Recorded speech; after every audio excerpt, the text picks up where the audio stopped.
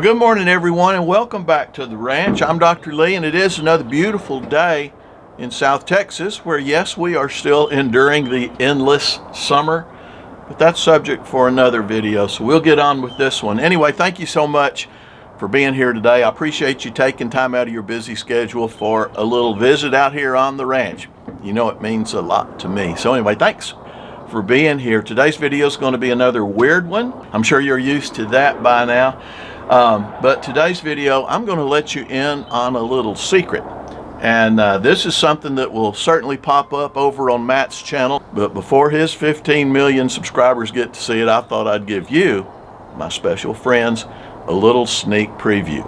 But first, a word from our sponsor, HelloFresh. As I've told you guys before, I first found out about HelloFresh from watching Matt's channel off the ranch 2 or 3 years ago. And I asked him at that time, I said, Matt, tell me about HelloFresh. And just like I've told you before, and I hate to be redundant, but this is pretty important. He said, I like it, Mary likes it, and he said, more importantly, the kids like it. He said, it's affordable and the food is excellent. So my wife and I tried it out, and it didn't take very long before we jumped on the HelloFresh bandwagon as well. With HelloFresh, we enjoy fall's freshest flavors. Every HelloFresh recipe includes ripe, just picked produce that travels from the farm to your door in less than a week. We've never had anything from HelloFresh that wasn't as fresh or more fresh than anything I can get at our local grocery. And HelloFresh is economical too. It's up to 72% cheaper than eating out. And at our age, we don't always eat HelloFresh's wonderful burgers and fries because HelloFresh also offers veggie, pescatarian, and fit and wholesome meals to make it easy to stick to your plans. HelloFresh is the first carbon neutral meal kit company, and nearly all the packaging is recyclable. And that's important. HelloFresh recipes include pre-proportioned ingredients that mean less prep for you and less wasted food. My wife and I enjoy cooking HelloFresh together, and I suggest you try it too. So please go to HelloFresh.com and use the code Dr. Lee 65 for 65% off and free shipping. Once again, go to HelloFresh.com and use the code Dr. Lee 65 for 65% off and free shipping. And once again, thank you HelloFresh for sponsoring this video. And folks, this story will require a little backstory, a little history, if you will. Back in the mid to late 90s, I was looking for a muscle car, and we didn't have the internet like we do today, and they were really, really hard to find. They weren't popular at all because they were all just 30-year-old high school kids' cars at that time. And, you couldn't do a search on the internet. All we had for an internet back then was the classified ads in the local newspaper. So I scoured the San Antonio Express News every week for months looking for, and I really wanted a SS 396 Camaro, and or an old Corvette like the one that I had back in high school and sold and couldn't ever find again. You've all seen that video.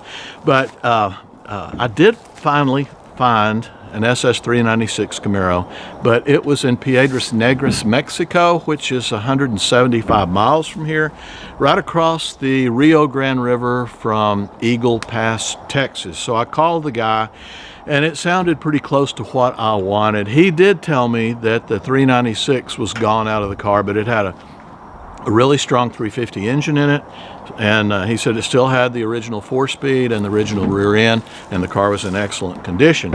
And you know, folks, heading down to Mexico back in the 90s with a car full of cash was a sketchy proposition at best too, even back then.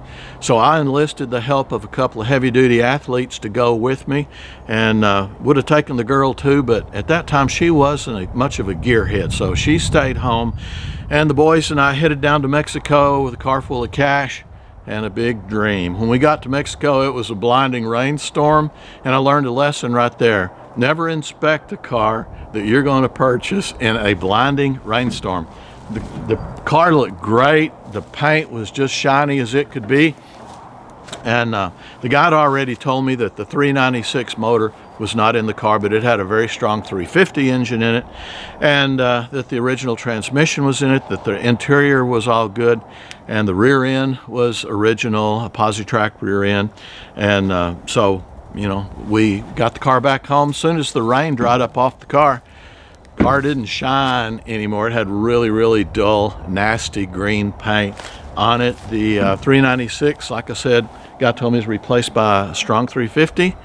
It was a pretty tired old 350 out of a station wagon. The 4-speed Muncie transmission that used to be in the car was long gone. It had a T10 that was not very healthy transmission in it, and the rear end that was currently in it was an open gear transmission out of a Nova. I couldn't tell by looking at it during the rainstorm and trying to keep my boys from getting run over by a car. That's another story too. During the rainstorm, I couldn't really tell what was in it. So basically, I got back with a car that had a mediocre body, and the entire running gear was junkyard trash. But I didn't have any money at the time. I spent all my money on the car, and the car ran. So I drove it for a few years as is. Never buy a car in a blinding rainstorm. But if you fast forward to about 2002, Matt now had a driver's license. I'd bought an old Chevy pickup, and he and I totally rebuilt that old truck, and that's what he was driving to school. However, he tended to gravitate toward the old Camaro. And Matt really enjoyed driving it to school, dropping Mark off at his school for several months until one day the clutch pivot ball sheared off the side of the block. And I could not get the sheared off part of the stud out of the block to save my life. So we wound up having to pull the engine.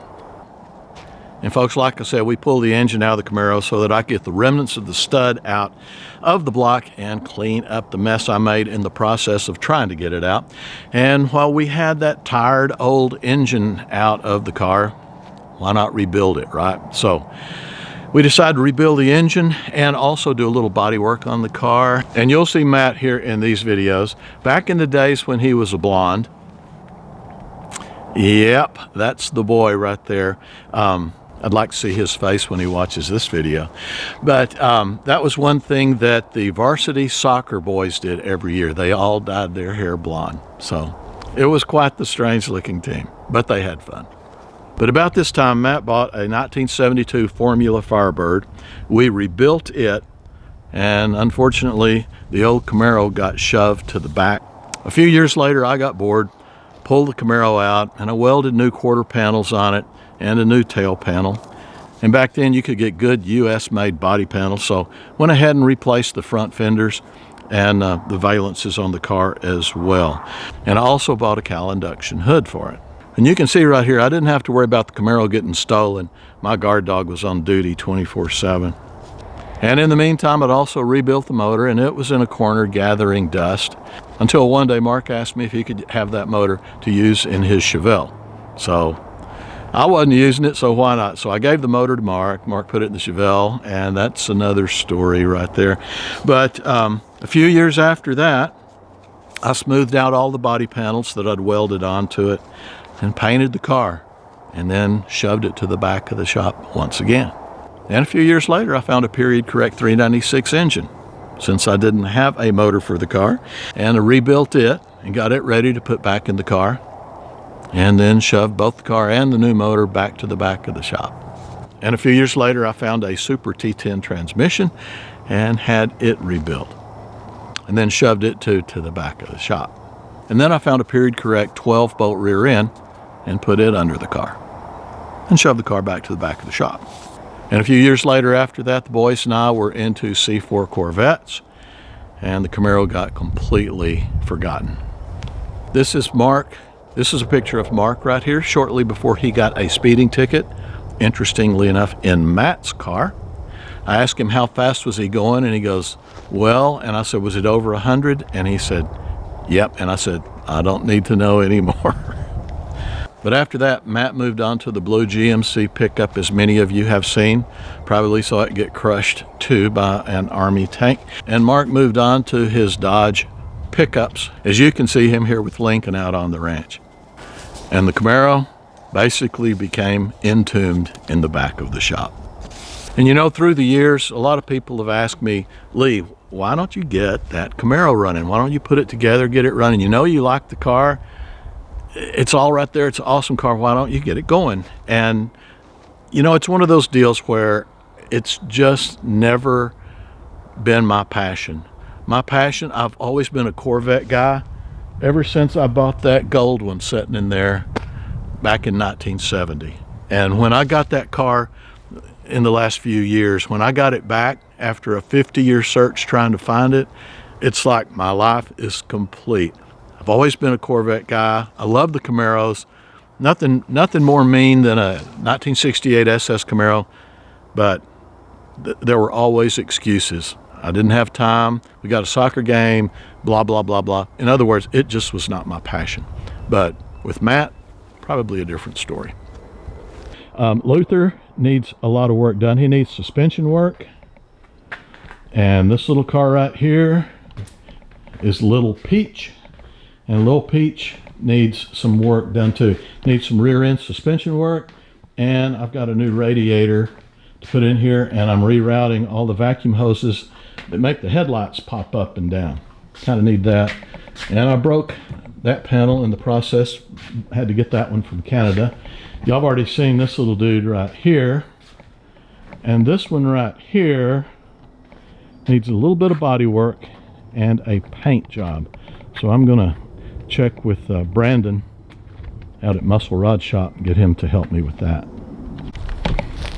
So here's the Camaro, the way she sits today. Looks all nasty and dirty, but the brakes have been rebuilt. The suspension has been rebuilt, new springs. The body panels are straight as straight can be. And as you can see, those are the original seats, original seat covers. They are in good shape. I did have to replace that panel over there because the radiator leaked on it under the carpet and created a little rust hole in there. But the rest of the floor panels are in perfect condition. Even the trunk panel. But anyway, these are the new quarter panels that were replaced. Those are new GM metal fenders in the front. This tail panel was replaced. Really needs some new tail lights. That would really make a big difference. And you can see right there the floor pan in here was not rusted out at all. But a pretty cool car. Pretty cool old Camaro. It did have some rust down in here where they always rust out, and I repaired that. A little bit over the windshield too.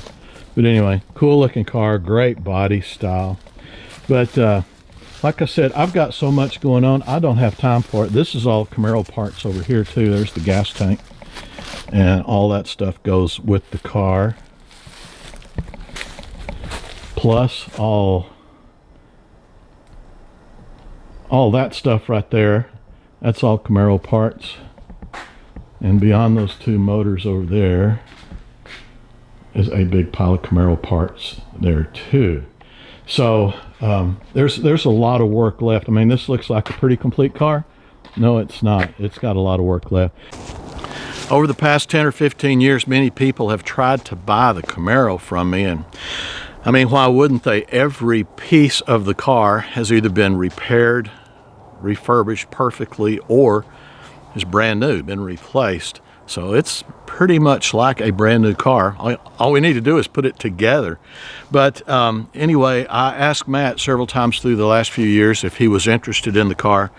And, you know, just kind of depending on the mood he's in, he's so busy anyway, and he's got all these other cars. He's always kind of been hot or cold about it. He'll say, no, I don't want it.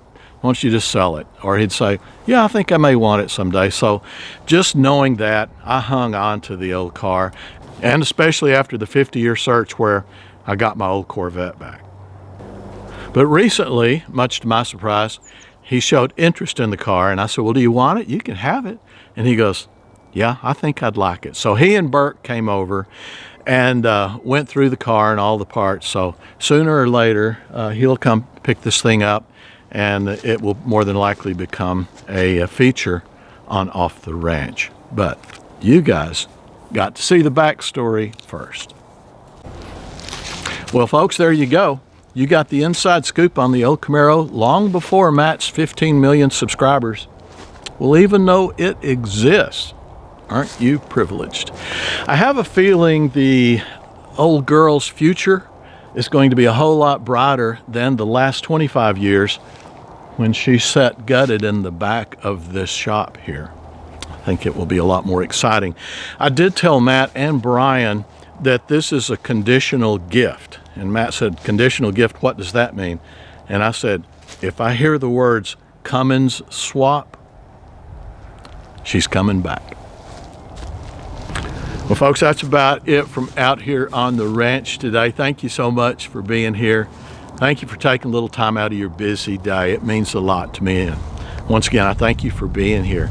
I hope you enjoyed this video today. I hope you gearheads really liked it. And for the rest of you, I hope you enjoyed just seeing the past and seeing a little hint, a little preview of probably some really fun things to come on Matt's channel. Once again, thanks for being here. God bless you all. And I want you to always remember I love you. Bye-bye now.